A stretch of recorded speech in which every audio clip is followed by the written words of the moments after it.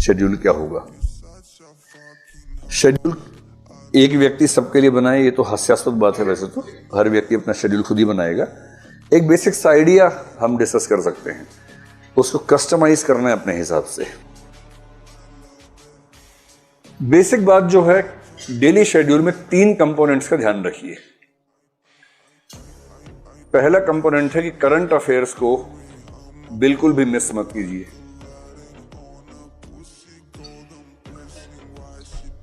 और मेरा ख्याल है करंट अफेयर्स के लिए आप दिन में करीब 1.5 से 2 घंटे का समय रखिए। इसमें मैगजीन भी कवर हो जाएगी, वेबसाइट भी कवर हो जाएगी। मैगजीन में करंट अफेयर्स के 60 तो पेज होते हैं महीने भर में, और 60 पेज पढ़ने के लिए अगर आप ठीक स्पीड से पढ़ते हैं, मेरे ख्याल से 2 घंटे में 6 पेज तो ही जाते होंगे आराम से। मतलब आराम से पढ़ने की बात अगर करें तो 10 दिन में खत्म हो जाएगी मैगजीन। 2 घंटे में कितने खत्म होते हैं पेज आपके? 6 नहीं हो पाते। 6 तो बहुत कम बोल रहा हूँ मैं, आराम से बता रहा हूँ। 6 तो कुछ बात ही नहीं, उसमें तो ज़्यादा ही पढ़ते होंगे। मैं तो बहुत अच्छे से अंडरलाइन करके साथ में नोट्स लिखते हुए उसकी बात कर रहा हूँ कि 6 पेज कर लेते होंगे आप। कुछ लोग 8 भी करते होंगे, 10 भी करते होंगे, कुछ तो 60 भी कर लेते होंगे।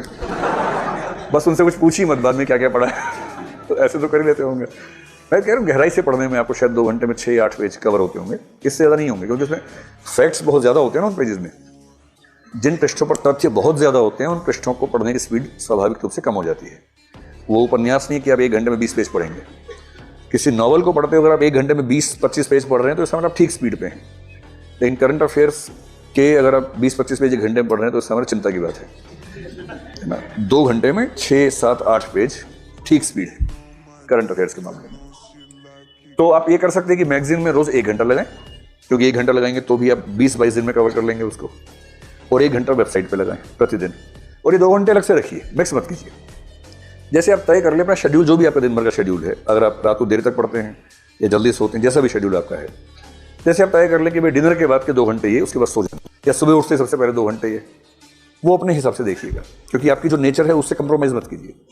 अगर आपको रात को देर तक पढ़ना अच्छा लगता है तो वैसे ही पढ़िए। किसी के बेकार कई बेवकूफ़ कहेंगे सुबह उठना चाहिए, इससे ऊर्जा बढ़ती है, ज्ञान बढ़ता है, सब बेकार की बातें। बढ़ा लीजिएगा, बाद में बढ़ा लीजिएगा आराम से, है ना। अभी तो पहले अपनी नेचर के हिसाब से पढ़िए। अगर आप निशाचर प्रकृति के, निशाचर रहिए, रात भर पढ़िए, कोई तनाव की बात नहीं है। और यदि मुर्गा प्रकृति के तो सुबह सुबह उठिए और सुबह सुबह पढ़िए। जो भी आपकी नेचर है उस नेचर के अनुसार पढ़िए। एक ही दिक्कत आती है, जो निशाचर लोग हैं उनको दिक्कत ये कि जिस दिन एग्जाम है उस दिन वो सुबह उठ नहीं पाते। उनको तनाव रहता है कि सोएं कैसे। आदत है 4 बजे सोने की, उस दिन 12 बजे लेट जाते हैं, नींद नहीं आती है, ये दिक्कत आती है। इसके 2 समाधान हैं। या तो आप 10-12 दिन पहले से थोड़ा शेड्यूल चेंज करना शुरू कर दें, ये हो नहीं पाता प्रैक्टिकली। दूसरा समाधान है, ऐसी चिंता ना करें और प्रीलिम से 3-4 दिन पहले से नींद थोड़ी बढ़ा लें। 4 बजे सोएं, 12 बजे उठिए, 8 घंटा सो के उठिए। इससे क्या होगा कि 1 दिन नहीं सो पाने से असर नहीं पड़ेगा। मैं ठीक प्रीलिम से बात कर रहा हूँ। 3 जून को एग्जाम है, 2 जून को रात को नींद नहीं आ रही, तनाव मत लीजिए, इससे कुछ नहीं होने वाला। हमारा माइंड इतना मजबूत है कि वो 1 दिन बहुत कम नींद के साथ काम चला सकता है, कोई चिंता की बात नहीं है। लेकिन हाँ, उससे पहले 3-4-5 दिन अपनी नींद ज़्यादा ली हो, ये थोड़ा सा मैनेज कर लीजिएगा। अपनी नेचर से कंप्रोमाइज़ नहीं करना है, लेकिन उस नेचर के हिसाब से कोई 2 घंटे का शेड्यूल अलग से निकाल लीजिए करंट अफेयर्स के लिए। इसी तरह से 1 से 2 घंटे का शेड्यूल निकालिए रिवीजन के लिए। वरना इस पाठ्यक्रम में होता गया कि एक क्रम से आप पढ़ते जाते हैं, उसी क्रम से पीछे गायब होता जाता है, और फिर आप 2 महीने बाद देखते हैं कि सब सफा चट एकदम, कुछ याद नहीं आ रहा। फिर आपको लगता है कि याद तो नहीं आ रहा, वो 2 महीने गए कहाँ मेरे जीवन के, जो 2 महीने मैंने गुजारे थे इसमें, कुछ चले कहाँ गए। तो अगर आप चाह रहे हैं कि उस समय का मूल्य रहे तो दिन में कम से कम 1 से 2 घंटे का समय रखिए केवल रिवीजन का। पिछले सप्ताह में जो भी पढ़ा है उसको फिर से तेजी से पढ़ लीजिए। मनोविज्ञान में एक सामान्य बात है कि जिस चीज़ की रिवीजन आपने 3 बार कर ली, वो चीज़ आप आराम से भूल नहीं सकते। और 3 रिवीजन का मतलब है जिस दिन पढ़ा उसी दिन कर लीजिए। एक बार वीकली रिवीजन, एक बार मंथली रिवीजन कर लीजिए। तो रिवीजन रोज 1-2 घंटे। क्या होता है ना, जब पाठ्यक्रम बहुत सारा हो तो हमें लगता है रिवीजन बाद में कर लेंगे, छोड़ देते, पर ये वेस्टेज है। सारा पढ़ते जा रहे हैं, याद एक भी नहीं है। इससे बेहतर है कि 70% पढ़ा और 70% याद भी है।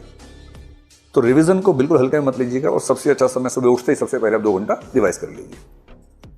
बाकी जो है वो शेड्यूल स्टडीज का रखिए, जो नया नया पढ़ना है। और मेरे ख्याल से अब आप जिस दौर में आ गए हैं, अगर आपकी मान लें कि 3 घंटे की क्लास होती है और 4 घंटे ही हो गए, 7 हो गए, तो आप कम से कम 5 से 6 घंटे और निकालिए स्टडीज के लिए। मैं जानता हूं कि जब बच्चे नए नए आते हैं तो हम कहते हैं कि आप 8 घंटा पढ़िए, 8 घंटा सोइए, 8 घंटा घूमिए। 8-8-8 का नियम बताते हैं शुरू में, और नए नए बच्चों के लिए होता है। अब आप बच्चे छोड़ना है, अब आप बड़े हो गए हैं। और मतलब वैसे भी भारत के अलावा दुनिया में किसी देश में ऐसा नहीं होता कि 30 साल के बच्चे अपने घर से पैसे लेके पढ़ रहे हों। तो जब आपको इतनी सुविधाएं मिल रही हैं, आप फुल टाइमर स्टूडेंट्स हैं और कुछ नहीं कर रहे हैं, तो 12-13 घंटे तो बनते हैं कम से कम।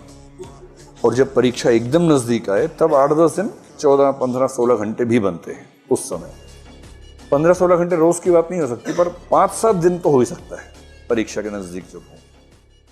इतना घंटा